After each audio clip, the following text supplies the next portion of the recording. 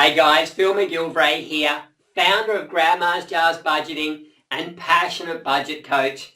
Thank you so much for joining us for another Q&A session. In this video, I'm answering a question that I received from Dwayne.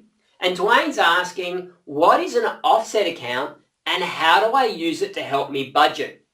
Now this is a really good question, Dwayne, because offset accounts are becoming very important or very popular, and they are really useful in this budget process. So here's what we need to do. Firstly, let me just say that if you don't have a mortgage, you can't have an offset account. A mortgage only comes hand in hand with, an offset account only comes hand in hand with a mortgage. So let me explain.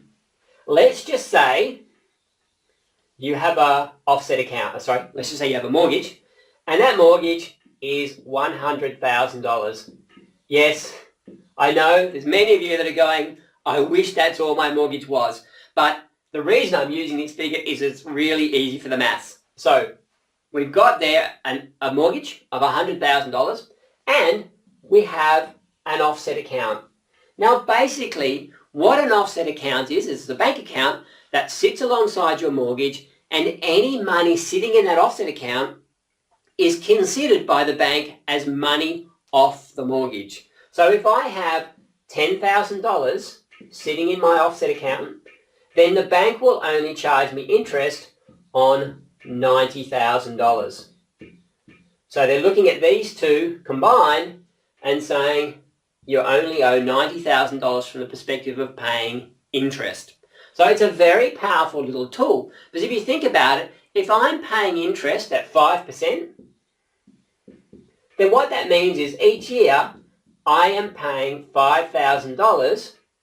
Each year I'm paying $5,000 in interest, just for the privilege of borrowing money from the bank. $5,000 is a lot of money. If, however, I had this $10,000 in the offset account, they're only charging me interest on $90,000, which means that I'm actually only going to pay interest of $4,500. So I've saved myself $500 between those two. Now, it's really important to notice, well, $500, yeah, it's nice to save that much money, but right now in this low interest environment, firstly, you can't save money, you can't earn interest at 5%. You're paying it on your mortgage, but you can't save it at 5%. It's more like 3%. So you're actually saving yourself way more than what you could earn in interest if you had that money sitting in a traditional bank account or high interest savings account. The other thing to note is that because we've saved the money, we've saved that $500, we don't pay any tax on it. So that whole $500 is ours. But if you were to stick this money instead into a savings account, you would earn interest on it and then you would pay tax on it. So you're in a much worse situation. So an offset account is a really useful tool to have.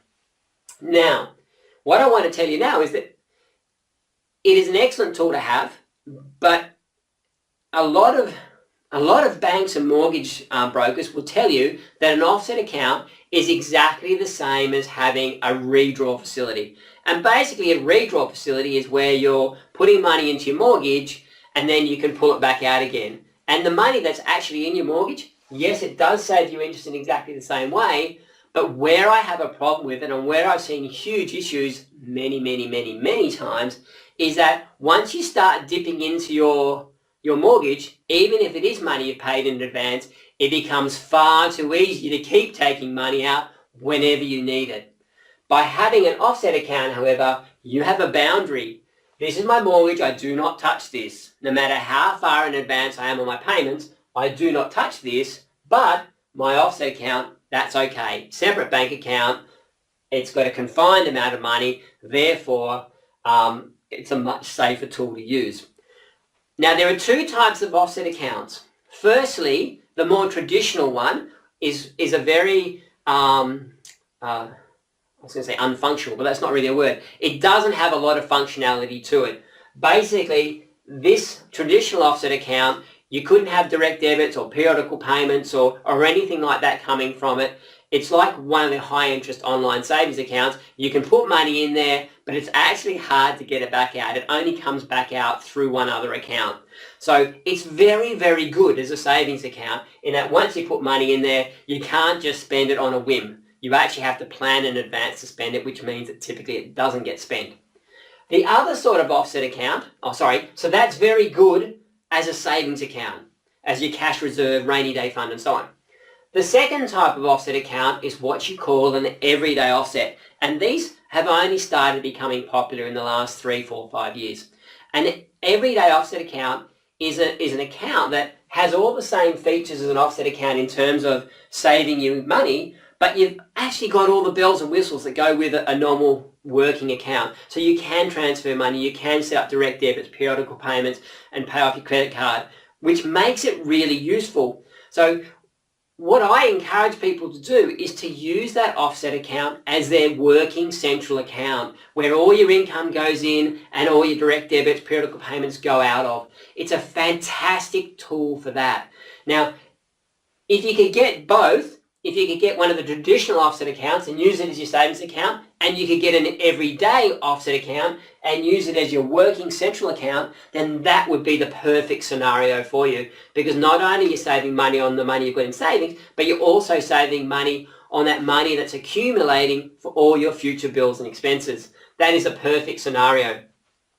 If they made you choose just one, what I would suggest you do is go, I'm going with an everyday offset account, but I'm going to make one of my spending categories my savings account or my rainy day fund, and put all of my money, so both my savings and my money for my future expenses, in that everyday offset, but I'm going to define which money is my savings by having it as a jar. So that's the way I'd use an offset account. They're fantastic tools, but as I said to you, please do not let the banks or your mortgage broker tell you that a redraw facility is the same as an offset account. Behaviorally, psychologically, they're very, very, very different. So please run a mile from the redraw facilities, but absolutely get yourself your offset accounts. I hope that makes sense. I'll see you in the next video.